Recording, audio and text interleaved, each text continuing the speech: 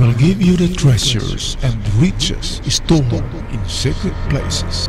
Shoutout muna tayo kina JN500, kay PCU Himintiza, Yusin Sirano TV, Tating Nalimansalay. Shoutout din kay June Talks, kay Glenn Mario. Shoutout kay Benjo Mariano, user HW3INR. Mamoromar. Shoutout din kay user PJ8, kay user SD3, kay Weweng Roselio Turio Bulsao. Shoutout din kay Ramel Capsula, kay Ray Panes, Vic Michael Pagute, user Key1RW. Maganda kung pangalan ang ilagay nyo dyan, mga katiyats, sa inyong YouTube name para marinig nyo naman ang inyong mga pangalan. Archie Batag, shoutout sa inyo dyan, kay user UH2. Lahat ito user na lang.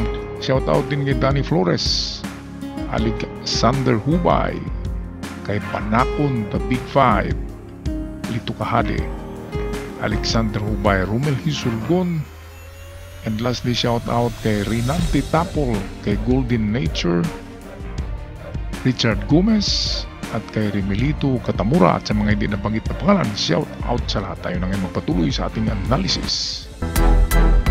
Nandito na naman tayo sa ating analysis. Ito ay partial analysis lamang sa ganitong sign.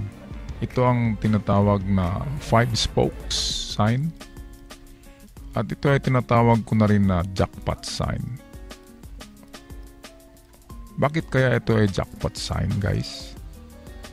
Kasi isa ito sa natagpuan na treasure marker ng kaibigan ko na treasure hunter. Noong 1990s ay nakakita sila ng ganito 5 spokes, at tinuro niya sa akin kung paano hanapin ang item, at natagpuan naman nila. Matagal na yun, mga 1990s, kaya ito'y natandaan ko pa kung paano i-decode or i-analyze ang ganyan 5 spoke sign. Kaya lang ay hindi lahat na 5 spoke sign ay magkapareho ang pagkabaon niyan. Sa totoo lang, kasi hindi naman iisang tao ang nagbaon, kaya iba-iba ang meaning. Ang 5 spokes kina Tanaka ay kakaiba sa 5 spoke ni Yamashita or ni Takeda. Pero ito ay madali lang to, guys, mahanap nyo. Ang lalim niyan nasa 3 to 5 meters lamang. Okay, so tingnan natin ang iba pang picture nito. Ito yan. Ito yung ating katiyats na nakakita. Kaya lang meron akong napansin dito, guys. Ano kaya ang itsura ng nabiyak na bato dito? Baka ganito, baka ganyan kalaki, at bakit naman yan biniyak? Sa tingin ko yan ay bago pa lamang, nasa 1 taon ang nakalipas, kasi hindi pa nilumot yung biyak na parte. Siguro meron silang na-detect dyan na metal, kaya biniyak nila. Ewan ko lang, kasi ang sign naman talaga na yan ay treasure on the spot.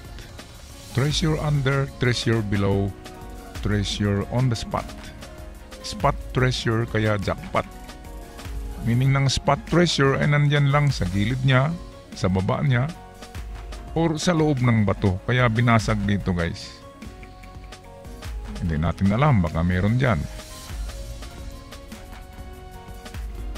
Ang tanging gawin lang natin ngayon ay i-analyze pa natin kung saan ba talaga ang direksyon niyan. Okay? So patuloy tayo. Sa pag-analyze nito, guys, ay kailangan talaga natin ng itong kompas. Bakit kailangan natin, guys, ng kompas? Kasi kailangan natin matuntun ang north. Kasi pagdating sa east saka west, ay yan palagi ang mga alignment ng treasure na binabaon. Kung wala sa east ay nasa west. Kasi sa actual na pag-retrieve, yung sunset saka sunrise, yan lang talaga ang mga marker na hindi mababago ng panahon. Kahit ilang milyon ang dadaan, ang east ay east pa rin, ang west ay west, north ay north. Hindi mababago hanggang sa katapusan ng mundo. Kaya nagbaon ang mga Hapon, palaging nasa west or east ang mga treasure. Pero kung yan ay imperial, lahat ng direksyon ay meron laman yan. Meron sa north, meron sa south, meron sa west, east, saka meron pang isang malaking bunker na malaki ang laman. Ngayon guys, tingnan natin to. Start tayo pag decode nito. Ang kahulugan guys ng bilog na ganito, ano yan? Alam nyo yan, di ba? Lahat ng mga treasure hunter alam yan. Treasure on the spot, treasure below, or treasure under. Below or under. Sa bato na yan mismo. Pag ganyan na sign. So kung walang sun rays, walang 5 spokes, ang treasure ay nandito lang guys, below or under that rock. Kung hindi dito sa harapan niya, doon sa mismo sa kanyang baba ang item nakatago. Ngayon, ang problema ay hindi ito circle na ganyan na sign. Ito ay merong 5 spokes na tinatawag. Bakit nilagyan guys ng sunrise or spokes? Kasi yan ay nagpahiwatig na pupunta ka sa east. Ang treasure ay nasa east side. Nasa east. Hanapin ang treasure. Kaya yan nilagyan ng sunray representing east. Na tinatawag naman na spokes. Ng mga nauunang treasure hunter, spokes meaning yung rayos ng bisikleta, yan ang spokes. At ang spokes equivalent niyan ay 1.4 yards. Ang bawat spoke ay 1.4 yards. Yards ang measurement sa ganitong sign guys. Ayon sa mga nakakuha na niyan ay yards talaga. At bawat spoke, bawat guhit na yan, nagrepresent yan ng 1.4. So meaning, mayroong 5. So sa 5 kung 1 yard, 5 na plus 0.4 times 5 is 2. So merong 7 yards na distance sa paghanap. Ngayon, saan ba tayo pupunta guys? Sa east. Kasi merong sun rays. Pag spoke sign ay nasa east. Bandang east ang treasure.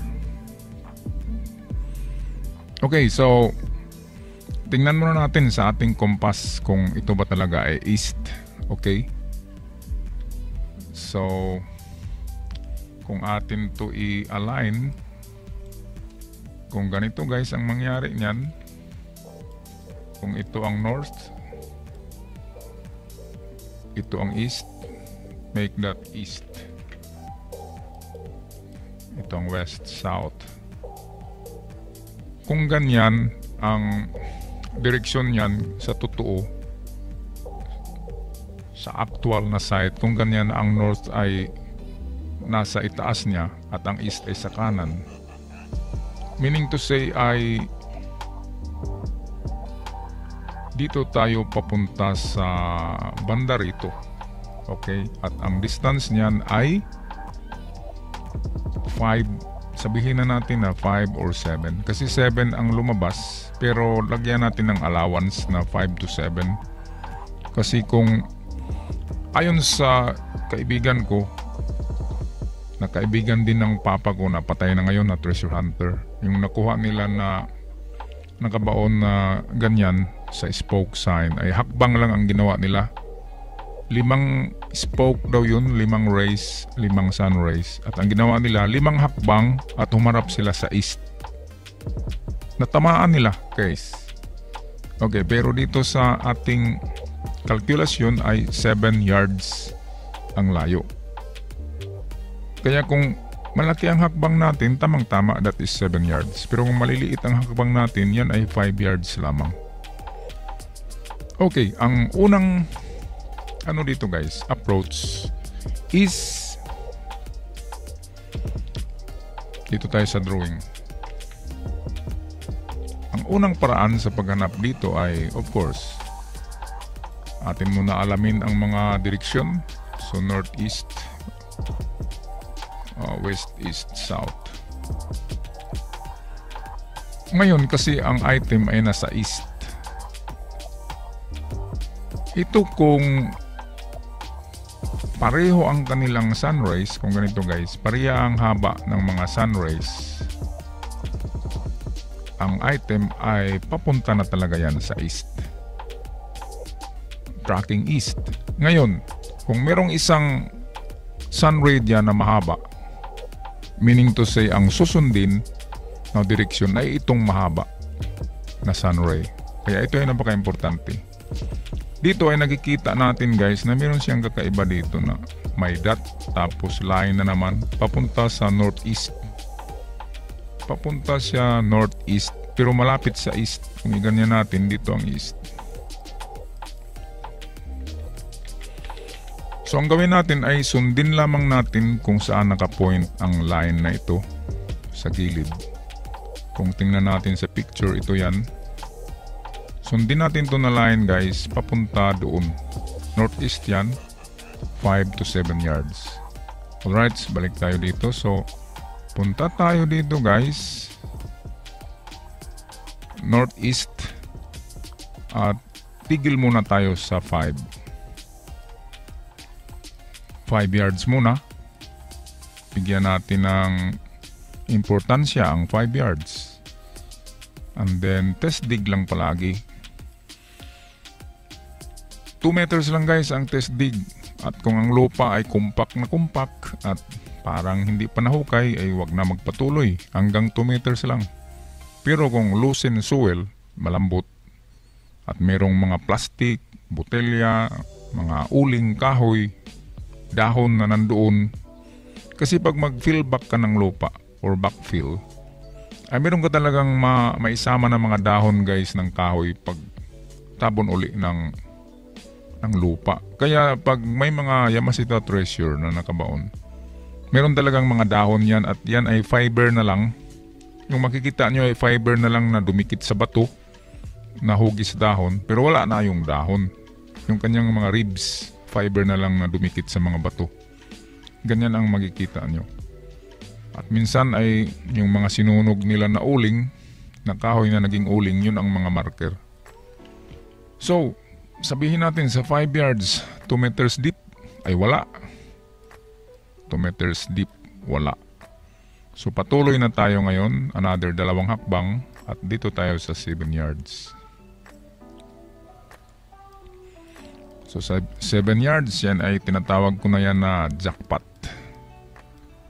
Jackpot distance na yan. Diyan talaga palagi natagpuan ang mga treasure sa 7 yards. Pag mga giveaway treasure. Kaya 357 yung formula ko guys. Pag hindi matagpuan sa 57, backward ka sa 3. Kaya 357 magnum. Ganyan ang formula ko. Paghanap ng basta't mga giveaway lamang. At paalala sa ating mga novice treasure hunter na mayroong pera, ay huwag kayo magpadala sa alab ng inyong damdamin. Kasi karamihan ay parang lumabas yung ating greed. Yung gusto kaagad natin yung bareta-bareta, yung bunker, gusto natin yung matagpuan yung 3 tons of gold bars, gusto natin na bareta-bareta talaga. Kaya ang nangyari, kahit ang lalim ng hukay ay aabot na sa 10 meters, 20 meters, ay patuloy pa rin sa paghukay, financing. Malaki ang araw-araw mo niyan nagagastusin. Gagastos ka sa generator, yung submersible pump mo, at meron kang 4 na tao dyan na maghukay. Reliebo, yung palit-palit sila. Kaya sa isang araw gagasto ka niya ng nasa 2,000 pesos kasama na yung pagkain. At abutin ka dyan ng 3 buwan. Kaya sa 3 buwan, butas na ang bulsa mo. At sigurado hindi nyo pa rin makita. Yung iba hindi na gumagamit ng detektor para ng bulag.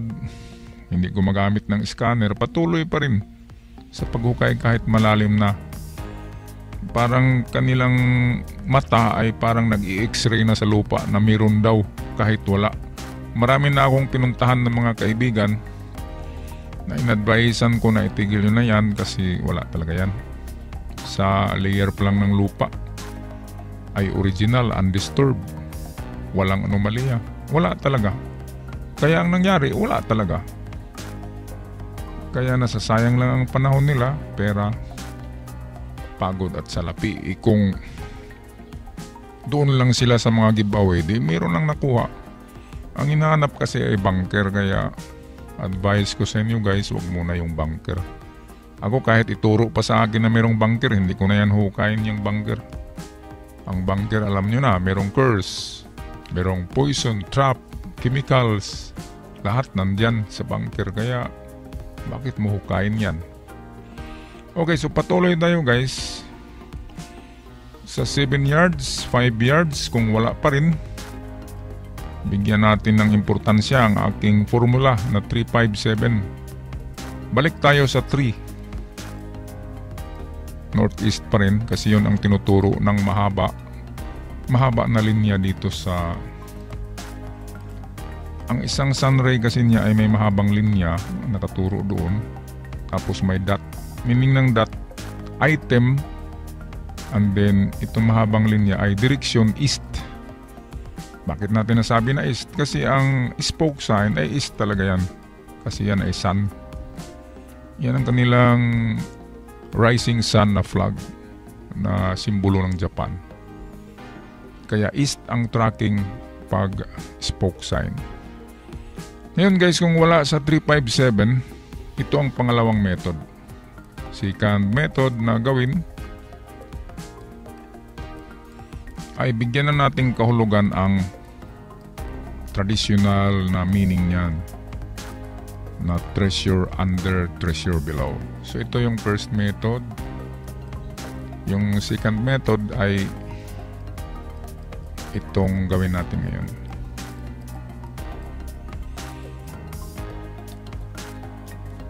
Alright, so balik tayo sa kahulugan ng sun. Ang sun, pag ganito lang guys, walang dot sa gitna. Pag wala siyang dot, wala yan. Ang meaning niyan ay tracking east. Ang i-track mo ay east.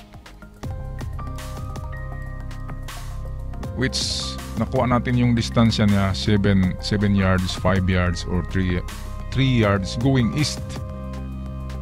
Kasi ganyan talaga siya, papuntang east. Okay, pero ngayon, meron siyang dot. At klarong-klaro, napakalaking dot. Yan ang item na sinasabi niya na treasure on the spot. Jackpot ito. Wag ka na pumunta ng malayo. Jackpot na ito. Nandito lang sa harapan mo. Ganyan. Parang dumidilat siya. Nandito lang. Wag ka nang pumunta sa malayo. Andito ako. Kaya bigyan natin kahulugan ang meaning niya. Ang meaning ng bilog na circle na may bilog sa gitna, treasure on the spot, treasure below, treasure under, or treasure under the stone, or treasure inside the stone, enclose the stone. Kaya dito lang talaga yan guys, na area. Diyan lang. Kung meron kang bakho, ibakho mo na yan diretso para makita mo na. So unang gawin ay huwag mo nang basagin yung bato. Ito muna, treasure under. Pero yung isang dot na yan ay meron pa rin kahulugan yan. Yung isang dot sa gitna ay minsan distansya na naman yan na 5 meters or 5 yards. So 5 yards sa harapan niya mismo. So punta ka dito 5 yards at dito maghukay. Ayan, sa harapan niya na yan, on the spot. Ngayon, kung wala dito guys sa 5 yards na sa harapan niya, so ang treasure is literally down or under sa sign. Kaya dito na maghukay sa sign mismo. Huwag ka nang lumayo. Yung 5 meters, yun ang pinakamalayo natin sa second method.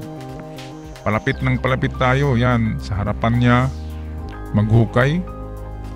2 meters pa rin ang test dig. Ganon din dito, 2 meters sa 5 yards. Ngayon, hindi na tayo lalayo. Papalapit na tayo sa kanya. Pag wala dito sa front, ay sa baba mismo ng bato. Itong baba ng bato dito. Ayan. Kasi minsan tinakipan lang yan ng bato na malaki. At ganun pa rin, 2 meters test dig. At kung walang makita, anong gagawin? This is your last resort. Hindi kasi ako parang ayokong mag-advise na biyakin ang bato. Pero alam nyo naman, 70% of treasures ay nakatago sa mga bato na hollow. So hollow rock treasure, wala na siyang kawala. Kung wala siya sa 5 meters in front, 0 meter below the sign, kung wala, under the rock, kung wala pa rin siya, hindi dito siya sa loob ng bato na ito.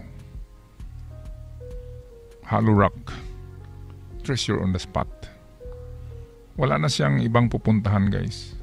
Pero kung meron kayong gamit na magaling na scanner or detector, ay i-scan nyo itong east-west direction. Ito, guys, ito na linya papuntang west, 3, 5, and 7 yards. Papunta doon, i-scan nyo yan ng metal detector na malalim ang detect.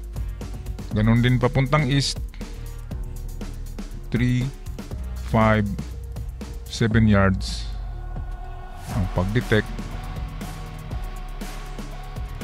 At walang kawala yan. Pag pinagsama mo ang dunong or yung wisdom sa pagbasa ng treasure sign at meron kang backup detector na tutulong sa'yo, meaning wisdom and technology together, ay walang kalusot-lusot yan. Meron akong bagong detector, guys, yung Detect SSP LED system ba yun? Hindi ko pa nabuksan. Yan ay mag-detect hanggang 7 meters deep. At walang kawala. Pag merong treasure, ma-detect talaga yan. Yan ang bago sa Macro Nukta Company. Maker ng malalim na detection ng mga detector ngayon. Sana ay matagpuan nyo ang item dito sa 5 spokes na sign na yan. Kasi yan ay marami na ang nakakuha sa ganyan na sign. Ako'y mag-wish lang na hindi kayo naunahan dyan. Baka mayroon ng nauna dyan. Sana ay wala pang nakagalaw sa treasure site na yan. Okay, so good luck. Ang mga hukay ay i-backfill natin para sa kalikasan, para safe ang mga dumadaan dyan. At ako'y magpaalam na, guys. Maraming salamat sa panonood. Please subscribe, like, and share our videos. Thank you so much.